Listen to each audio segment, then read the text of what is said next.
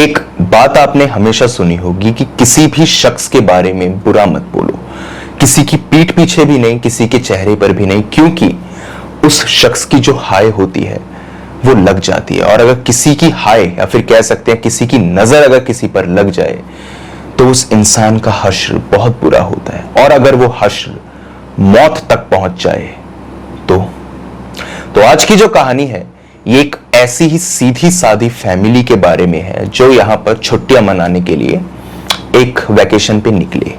उस वैकेशन पे उन्होंने एक बहुत बड़ा, आप समझ सकते हैं, विला जो था उसको उन्होंने रेंट किया। कोई रूम वगैरह होटल में नहीं लिया उन्होंने, एक विला उन्होंने रेंट पे लिया 1 महीने के लिए। और उस विला के अंदर एक सीक्रेट रूम ऐसा था जिसके अंदर कुछ ऐसी शक्तियां मौजूद थी जिनका अंदाजा इस दुनिया में किसी को नहीं था। तो क्या है पूरा का पूरा मामला, ये मैं आपको डिटेल में बता देता हूं। तो ये कहानी है विजय और उनकी फैमिली की। विजय बेसिकली एक बहुत ही वेल्दी बिजनेसमैन थे। अब भाई जो इंसान यहाँ पे विला बुक करेगा तो भाई वो रईस तो होगा ही, कोई छोटा मोटा इंसान तो होगा नहीं वो।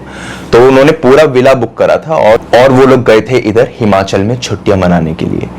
तो बेसिकली बात क्या थी कि विजय इतने बिजी रहते थे अपने परिवार के अंदर कि उनके पास में अपने परिवार के लिए टाइम ही नहीं था। तो उनकी जो वाइफ थी ये कहती थी कि आप हमें फाइनेंशियली तो बहुत खुश रखते हैं बट कहीं ना कहीं इमोशनल आपका जो साथ है वो मेरे साथ नहीं और मेरे बच्चों के साथ नहीं है। तो इस चीज को सही करने के लिए आप थोड़ा सा टाइम निकालिए और हम लोगों के साथ में बिताइए। विजय को भी लगता था कि बिल्कुल वो अपने बच्चों का बचपन खोते जा रहे हैं, बच्चे बड़े हो रहे हैं। ऐसा भी नहीं कि बच्चे बहुत बड़े थे, एक लड़का था उनका 8 साल का और एक लड़की थी 7 साल की। उनको लगा कि मुझे अपने बच्चों के साथ टाइम स्पेंड करना चाहिए। तो उन्होंने कहा ठीक है, हम लोग यहाँ पर हिमाचल के लिए निकल पड़ेंगे और मैं यहाँ पे एक विला बुक कर लेता हूँ बेसिकली, और वो हम रेंट कर लेते हैं और 1 महीने हम वहीं रहेंगे, पूरा हिमाचल हम लोग एक्सप्लोर करेंगे। वाइफ भी खुश, बच्चे भी खुश, और टाइम था समर वैकेशन का, तो उन्होंने इस चीज को बुक कर लिया।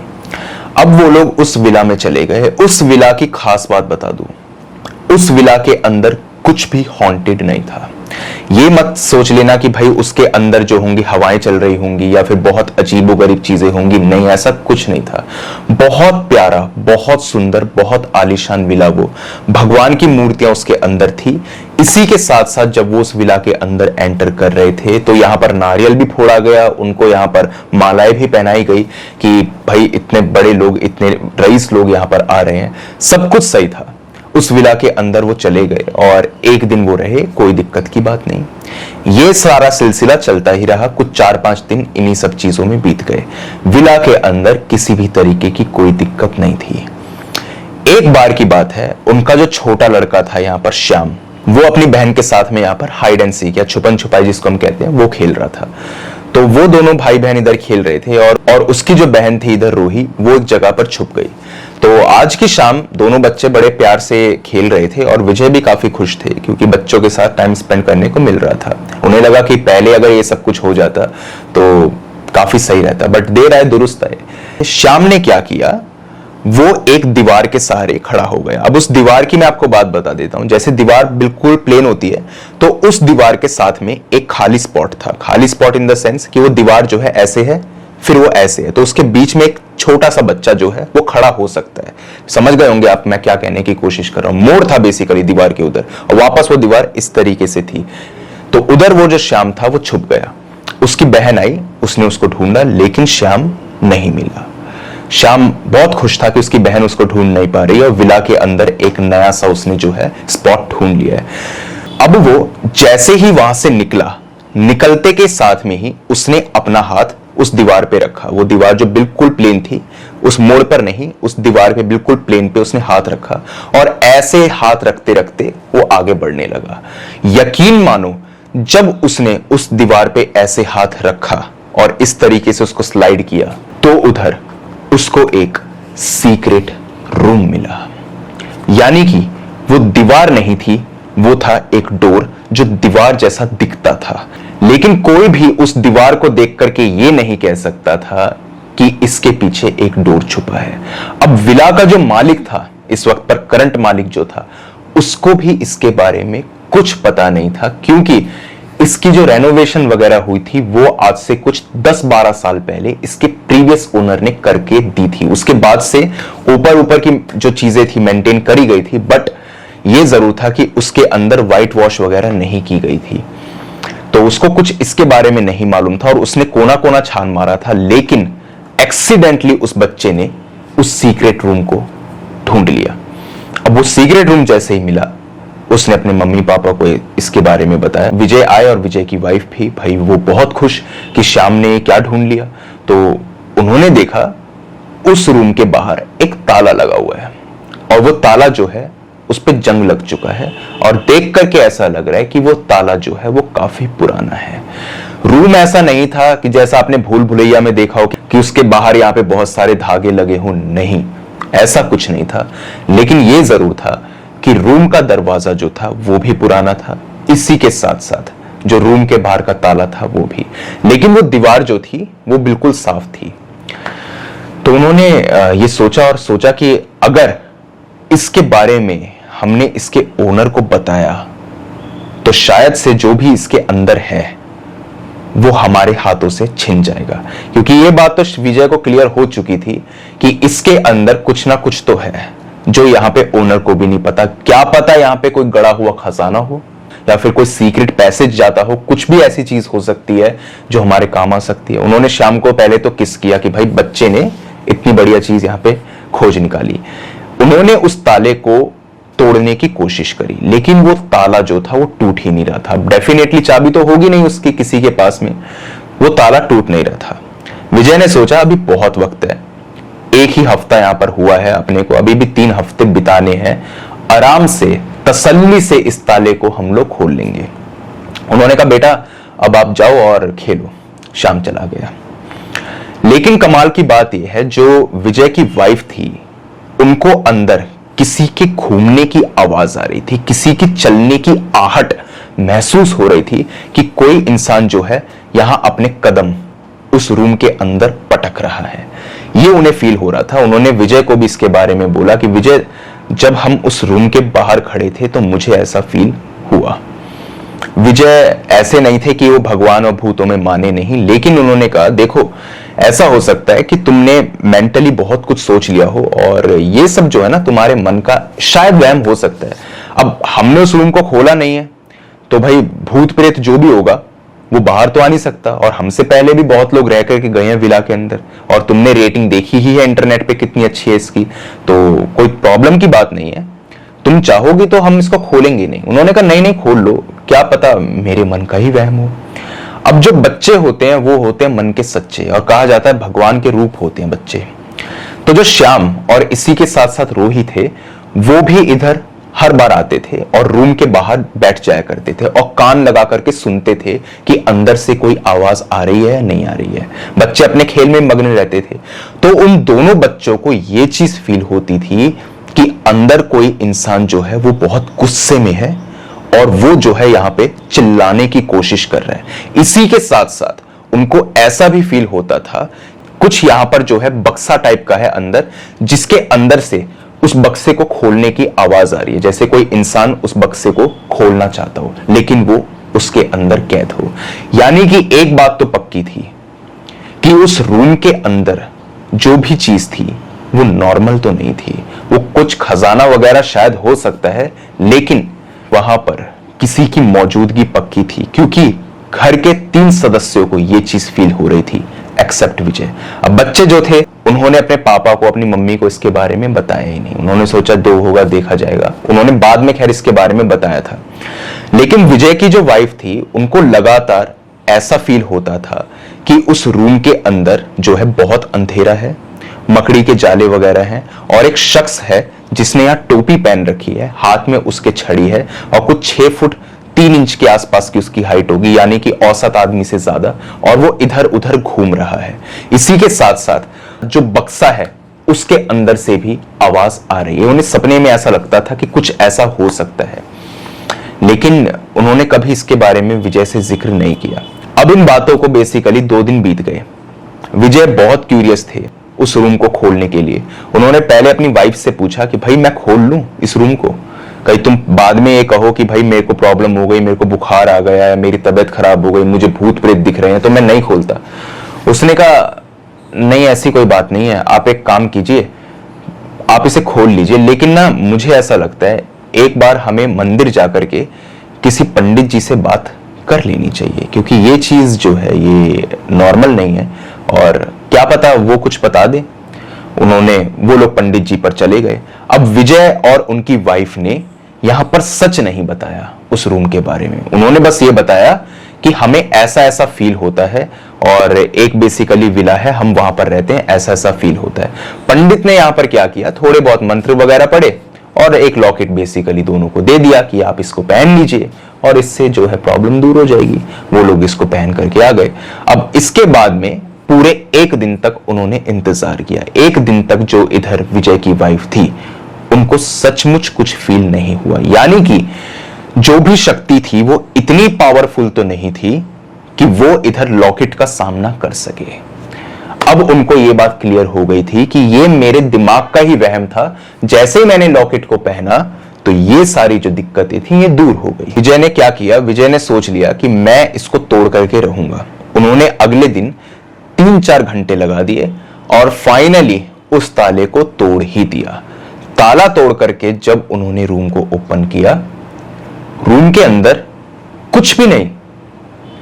इधर फर्नीचर पड़ा हुआ था जिसपे दीमक लगी थी, इसी के साथ साथ जो दीवारें थी उन पे सीलन थी। फर्श जो था काफी पुराना था क्योंकि सफाई तो हुई नहीं है वहां पर, और मकड़ी के जाले वगैरह जो यहां पर आमतौर पर होता ही है। तो ये सारी चीजें वहां पर रखी हुई थी और उनको लगा ये क्या है, खजाना कहां है।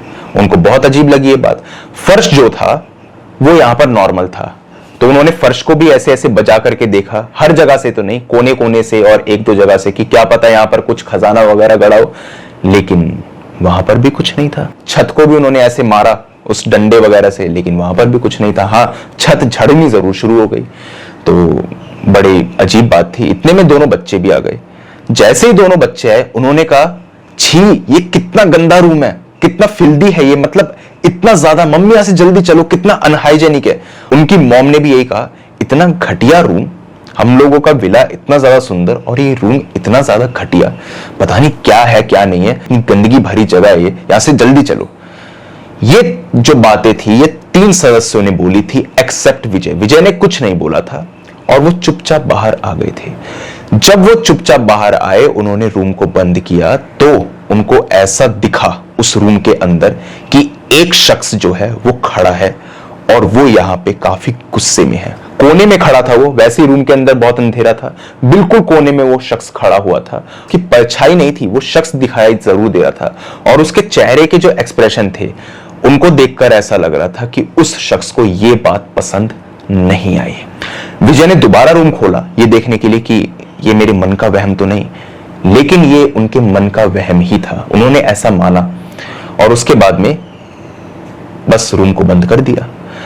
अब जब ये सारी बात हो गई तो श्याम और रोही ने ये बात बताई कि हमें यहां पर कुछ फील होता था, और बाद में विजय की वाइफ ने भी ये बात बताई कि मुझे भी ऐसा ही फील होता था जैसे बच्चे को, लेकिन जो आज विजय ने देखा था उससे भी कहीं ना कहीं वो मुंह नहीं फेर सकते थे। अब घर परिवार के चारों सदस्यों ने वहां पे कुछ ना कुछ पैरानॉर्मल एक्सपीरियंस किया था।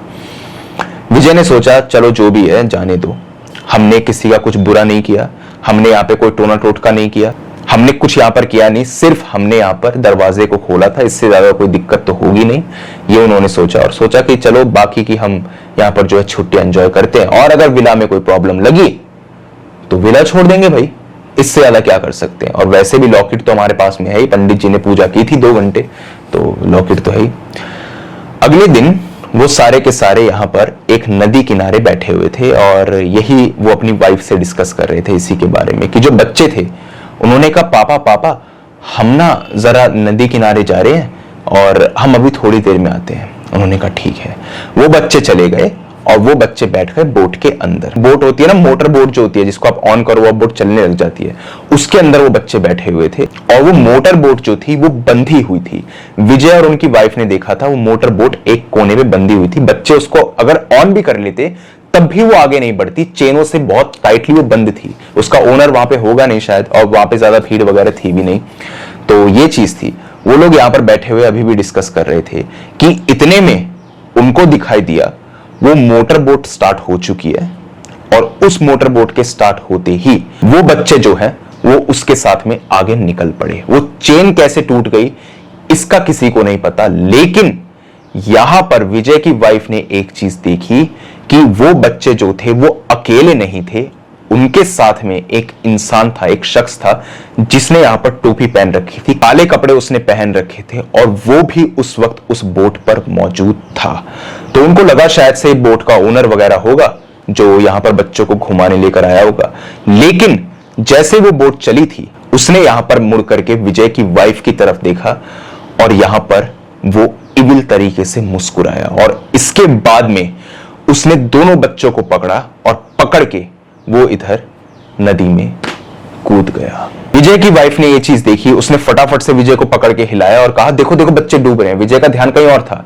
विजय ने ये चीज देखी कि बच्चे उस वक्त बोट में नहीं है, और बोट जो है ऐसे ही इधर उधर चल रही है। वो लोग गए, ढूंढा बहुत बच्चों को, बच्चे मिले तो सही, लेकिन वो जिंदा नहीं थे। दोनों बच्चे डूब करके मर चुके थे। इसी के साथ में वो आदमी जो था, टोपी वाला आदमी जिसने काले कपड़े पहने हुए थे, वो कहां चला गया ये किसी को नहीं पता। आसपास यहां पर 5-7 लोग और मौजूद थे, उनसे पूछा गया कि वो टोपी वाला आदमी कौन था, तो उन्होंने कहा हमें यहां पर कोई टोपी वाला आदमी दिखाई नहीं। हमने तो बस ये देखा था कि बच्चों ने मोटर बोट स्टार्ट करी, वो यहां पर निकले और वो डूब गए, उन्होंने यहां पे जंप करी। जबकि विजय की वाइफ ने ये चीज देखी थी कि उन दोनों बच्चों को किसी ने पकड़ा था, और तब वो आदमी इधर पानी के अंदर कूदा था।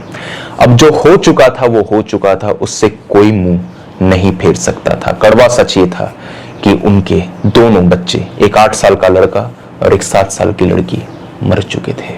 इसके बाद में उन बच्चों का क्रियाक्रम करा गया, अंतिम संस्कार किया गया, और वो लोग वापस, जो 4 लोग गए थे, आए सिर्फ 2 ही, अपने घर पे आए। अब उनके लिए दिन क्या, शाम क्या, सुबह क्या, रात क्या, बच्चे जो थे वो उनके मर चुके थे। बहुत बहुत दुख की बात थी उनके लिए। लेकिन अभी तो सिर्फ ये शुरुआत हुई थी, अभी तो बहुत कुछ होना बाकी था। 13वीं तक तो मामला यहाँ पे शांत रहा। 13वीं के बाद में यहाँ विजय की जो वाइफ थी, जिनका नाम था सुखी, उन्होंने ये बात बोली कि मुझे ऐसा ऐसा फील हुआ, मुझे लगता है कि वहां पर कुछ तो था जिसने हमसे यहाँ पे बदला लिया, जो हमने रूम यहाँ पे खोला है उसका बदला उसने हमसे लिया है।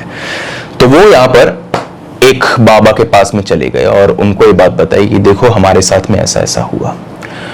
बाबा ने कहा ठीक है, मैं देख लेता हूं, मैं आपके साथ में काम करता हूं, पहले उस विला में ही चलता हूं, उस विला में जो दिक्कत होगी, उस रूम में जो दिक्कत होगी, उसके बारे में हमें पता चल जाएगा।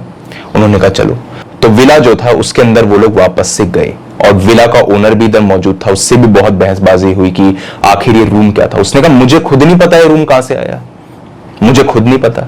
अब विजय को यह चीज मालूम थी कि इसको सचमुच इस रूम के बारे में नहीं पता होगा। अगर पता होता तो ये रूम जो होता है ऑपरेशनल होता है, इसके बाहर ऐसे जो डोर था, वो स्लाइडिंग डोर, वो नहीं होता। तो वो ज्यादा बहस नहीं कर सकते थे, और कोई प्रूफ उनके पास में था नहीं।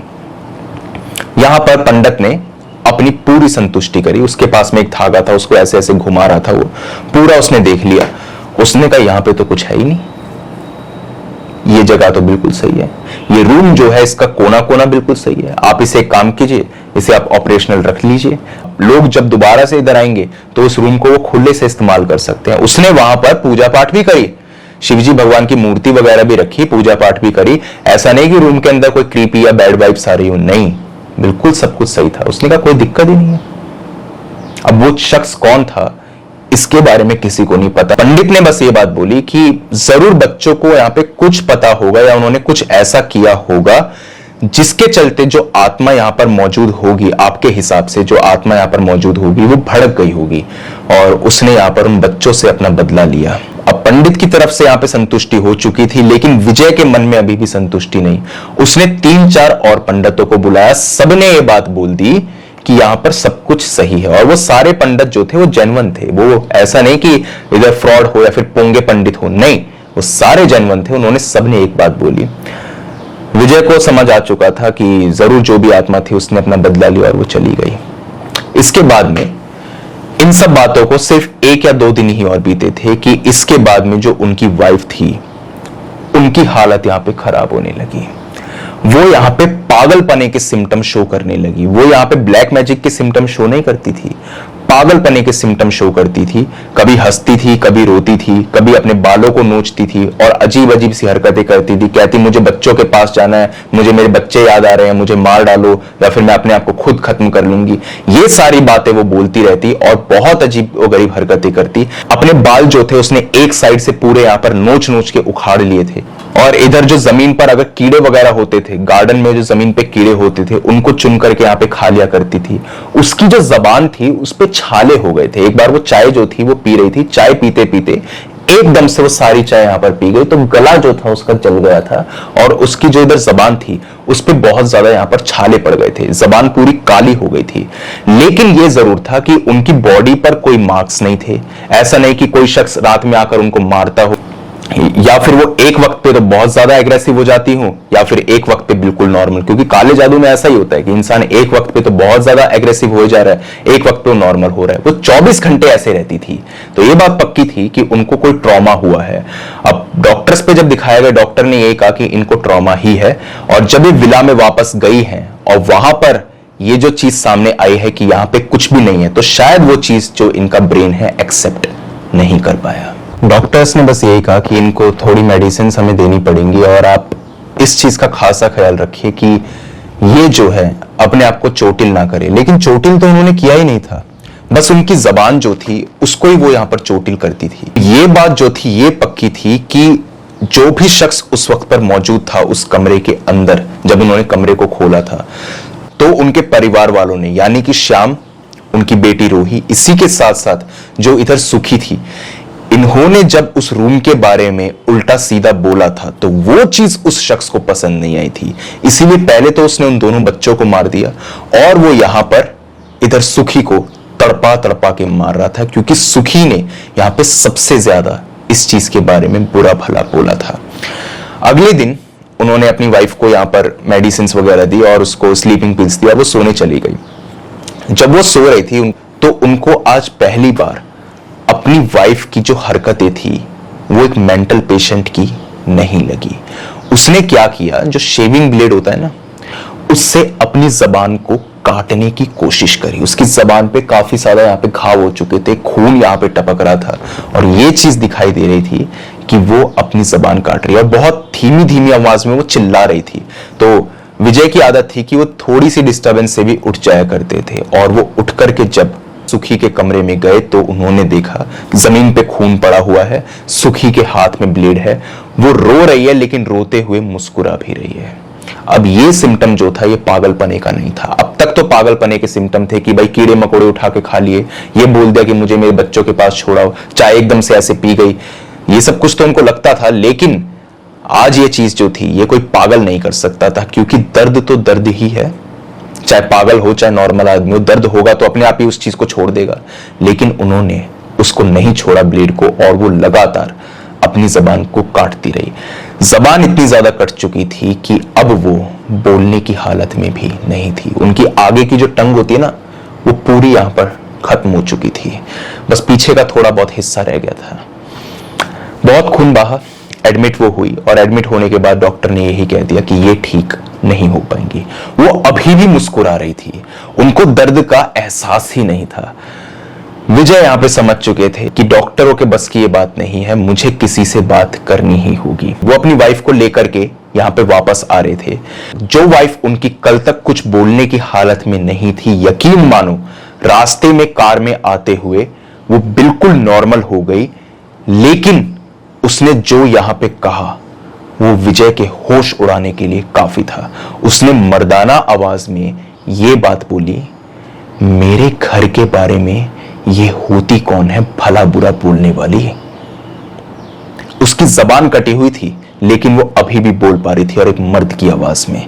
और यहां पे विजय को देखते हुए उसने कहा, तू सिर्फ इसीलिए ही बचा हुआ है क्योंकि तूने मेरे घर के बारे में कुछ गलत नहीं बोला। तेरे बच्चों ने बोलने की जुर्रत कैसे करी, तेरी बीवी ने मेरे बारे में बोलने की जुर्रत कैसे करी, तुम होते कौन हो मेरे घर में रहने के बाद में मेरे ही घर के बारे में बुरा भला बोलने वाले, ये हाल तो इसका होना ही था। इतना ही वो बोली और इतने में उसने अपनी गाड़ी का गेट खोला, सामने से एक ट्रक आ रहा था, उसके सामने वो कूद गई और वो कट गई। विजय के सामने ही, विजय उसके साथ में बैठे थे, वो बचा नहीं पाए। इसके बाद में विजय के साथ कुछ अजीब नहीं हुआ। विजय ने अपनी बीवी का अंतिम संस्कार किया। उन्हें लगा शायद उनके साथ भी कुछ अजीबोगरीब होगा, लेकिन ऐसा नहीं हुआ। उस आत्मा का जो बदला था वो उनके बच्चों से और उनकी बीवी से ही था। विजय लेकिन अब इस मामले की जड़ तक जाना चाहते थे कि आखिर ये चक्कर क्या है और वो शख्स आखिर था कौन। वो विला के ओनर से मिले और उसके ऊपर बरस पड़े। उसने कहा, सर मुझे खुद नहीं पता आखिर यहाँ पर ये सीक्रेट दरवाजा आया कहां से, वो तो आपके बच्चों ने ढूंढ निकाला, हमें तो खुद इसके बारे में कुछ नहीं पता। वो इसके प्रीवियस ओनर पे गए जिसने यहाँ पर 10 साल पहले अंदर यहाँ पर व्हाइट वॉश वगैरह करवाई थी। उधर वो गए और उससे पूछा कि आखिर ये सीक्रेट पैसेज है क्या। उसने कहा, मुझे भी नहीं पता, मुझे खुद नहीं पता। ये विला जो था ये तो मेरे पापा का था और उनके भाई का था। उनके भाई की बेसिकली डेथ हो गई। उसके बाद में मेरे पापा ने 30 साल तक इस विला को चलाया, फिर मुझे दे दिया। मैंने इसको दोबारा से यहाँ पे बनाया, आलीशान तरीके से बनाया इसे, और फिर मैंने इसके करंट ओनर को 10 साल पहले ये विला बेच दिया। उस आदमी की खुद उम्र, जो प्रीवियस ओनर था, उसकी खुद उम्र यहाँ पर जो थी 40-45 साल के आसपास रही होगी। तो उन्होंने कहा, आखिर तुम्हारे पापा के भाई कौन? तो उसने यहाँ पर फोटो वगैरह दिखाई और कहा ये थे वो। फोटो देख करके विजय पहचान तो नहीं पाए, लेकिन उस आदमी की ड्रेसिंग सेंस जो थी वो वैसी ही थी जिसकी झलक उन्हें एक बार उस कमरे के अंदर महसूस हुई थी। तो यहां पर जो वो प्रीवियस ओनर था उसकी मां जिंदा थी और वही एक कड़ी थी जो बता सकती थी कि असलियत में यहां पे हुआ क्या था। उनसे बात करी गई, उनकी उम्र कुछ यहां पर 85 साल के आसपास थी। उनसे पूछा गया कि आखिर जो ये शख्स थे इनके साथ में क्या हुआ।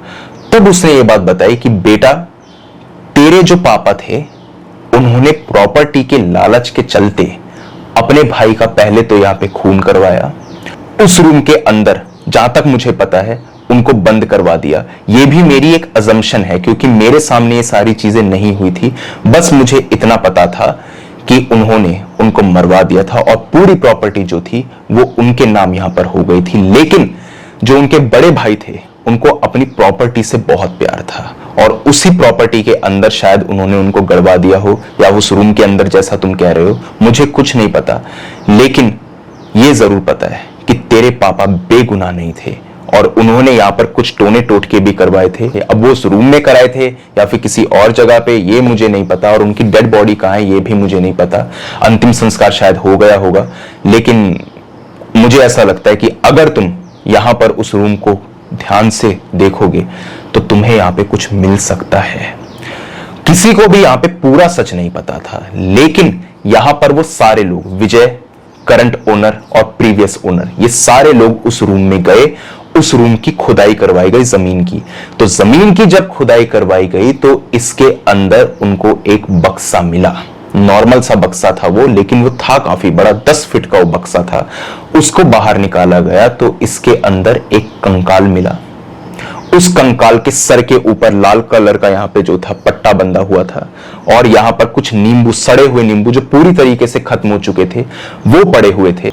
कमाल की बात है कि वो बॉडी डिकम्पोज कंप्लीटली हो चुकी थी, लेकिन वो नींबू जो थे वो अभी भी ऐसे ही लग रहे थे कि मानो 2-3 दिन पुराने ये नींबू जो सड़े हुए हों, क्योंकि उन नींबू के ऊपर कुछ यहाँ पे काला जादू वगैरह हुआ था और वो नींबू यहाँ पर पड़े हुए थे। इसी के साथ उस इंसान की तस्वीर जिसके अंदर एक पिन गड़ी हुई थी और यहाँ पर बहुत सी और भी चीजें थी। सिंदूर पड़ा हुआ था, यहाँ पर लाल रंग का सिंदूर था। इसी के साथ में एक सोने का कड़ा था और वो सोने का कड़ा जो था वो वही इंसान जीते जी पहना करता था। शायद उसको प्रॉपर्टी और उस सोने से बहुत प्यार होगा, तो वो दो सारी चीजें जो थी वो उधर गड़ी हुई थी। और कहते भी है ना कि जिस इंसान को सबसे ज्यादा जिस चीज से प्यार हो वो चीज उसके लिए छोड़ देनी चाहिए। तो वो सोने का कड़ा वहां पे पड़ा हुआ था और उसी प्रॉपर्टी के अंदर उस आदमी को गाड़ दिया गया था जिससे उसको सबसे ज्यादा प्यार था। अब वो पंडित जो यहाँ पर आए थे और उन्होंने सारी बातें बताई थी, उन्होंने ये कहा कि यहाँ पर किसी भी तरीके के काले जादू का प्रकोप था ही नहीं। जब आपने इस रूम को खोला तो वो आत्मा जो थी वो इधर से आजाद हो चुकी थी। इसी के चलते हम इस चीज को पकड़ ही नहीं पाए कि यहां पे कुछ अनयूजुअल है। अगर वो आत्मा आजाद नहीं हुई होती तो हम कुछ बता सकते थे। इसीलिए उन्होंने पूजा पाठ भी की थी, शिवजी भगवान की मूर्ति वगैरह भी रखी थी। उन्होंने कहा ये काले जादू का सामान अब सिर्फ नाम मात्र है, इसका कोई असर नहीं है यहाँ पे, और जिस चीज का असर ना हो उस चीज को कोई इंसान कैसे ही डिटेक्ट कर पाएगा। ये सारी बातें हुई। अब बारी थी उस इंसान के अंतिम संस्कार की। विजय बिल्कुल तैयार नहीं थे उस इंसान के अंतिम संस्कार के लिए। उन्होंने साफ कह दिया था, इस इंसान ने मेरे परिवार को यहां पर इतनी चोट पहुंचाई है, मैं इसको जिंदगी भर भटकते हुए देखना चाहता हूं। ये अभी भी भटक रहा है, मैं जानता हूं, क्योंकि पंडित ने बात बताई थी अंतिम संस्कार नहीं होगा तो भटकता रहेगा। उन्होंने ये कहा कि वो भटक रहा है, मैं जानता हूं, और ये हमेशा भटके, यही मैं चाहता हूं। लेकिन यहां पर वो जो 85 साल की जो औरत थी, उन्होंने कहा इनकी नेचर तो ऐसी थी ही नहीं कि ये किसी को हानि पहुंचाए।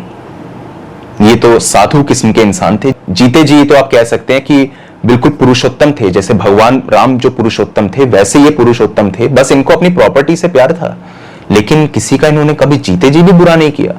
तो ऐसा क्यों? तब पंडित ने बात बताई कि मरने के बाद में जो आत्मा इतने वक्त तक कैद हो, और अगर आप उसकी किसी प्रिय चीज के बारे में ही ऐसा कुछ बोल दें तो वो किस तरीके से रिएक्ट करे, ये आप नहीं समझ सकते। क्योंकि ये चीजें मैंने अपनी पुरानी कहानी में भी बताई है कि कई बार ऐसा होता है, जो इंसान जीते जी बहुत शरीफ है, जीते जी बहुत अच्छा है, मरने के बाद में ऐसा हो सकता है कि अगर उसकी आत्मा को प्रताड़ित किया जाए तो वो सही गलत में फर्क ना कर पाए। इसीलिए उसने उस 8 और 7 साल के बच्चे को मार दिया। क्या जुर्म होता है एक 8-7 साल के बच्चे का? उनको तो कुछ पता भी नहीं था। अब जो रूम गंदा है उसको गंदा ही बोलेंगे, उसको तो ये तो नहीं बोल सकते, कूड़ेदान को कोई इंसान आकर के ये तो नहीं बोल सकता कि भाई ये ताजमहल लग रहा है, गंदी चीज है तो गंदा ही बोलेंगे। लेकिन वो इंसान सही गलत में फर्क करना जानता ही नहीं था।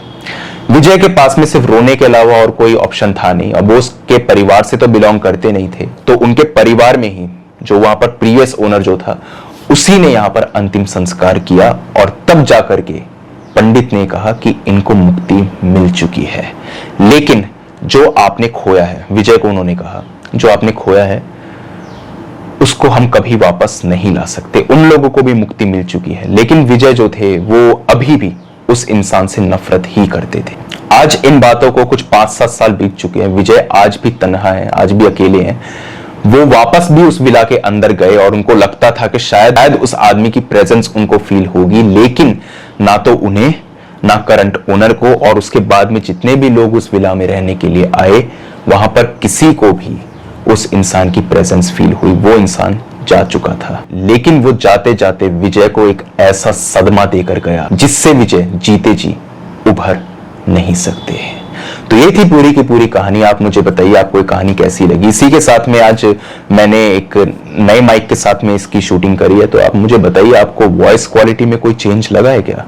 अगर नहीं लगा तो शायद मैं और इसके अंदर कुछ करने की कोशिश करूंगा और अच्छे इसको करने की कोशिश कर सकता हूं। आप मुझे जरूर बताइए आज वॉइस क्वालिटी थोड़ी अलग लग रही है या फिर वैसे ही यूजुअल लग रही है। तो जो भी आपकी राय हो मुझे आप कमेंट सेक्शन में बताइए। और इसी के साथ में अगर आपके पास में भी कोई ऐसा ही हॉरर और क्रीपी इंसिडेंट है तो आप मेरे साथ शेयर कर सकते हैं मेरी जीमेल और इंस्टा आईडी पर। जीमेल आईडी ऊपर दिखाई दे रही होगी आपको, और इंस्टा आईडी का लिंक डिस्क्रिप्शन बॉक्स में मौजूद है। दोनों ही प्लेटफॉर्म्स में से जिस भी प्लेटफॉर्म पे आप कंफर्टेबल हो वहां पे जाकर के अपनी स्टोरी मेरे साथ साझा कर सकते हैं। बस रिक्वेस्ट आपसे इतनी ही रहेगी मेरी कि जब भी अपनी स्टोरी को भेजे तो जितना डिटेल में हो सकता है उतना डिटेल में भेजिए, ताकि उन इवेंट्स को मैं उसी तमीज के साथ में आपके सामने रख सकूं जिस तरीके से आपने उन्हें मेरे सामने रखा है। अगर टाइप करने में प्रॉब्लम है आपको तो वॉइस मैसेज के जरिए भी अपनी स्टोरी इंस्टा पे डीएम कर सकते हैं। बाकी आज की वीडियो के अंदर इतना ही था। अब जल्द मिलता हूं एक अगली वीडियो में, तब तक के लिए टेक केयर, गुड बाय।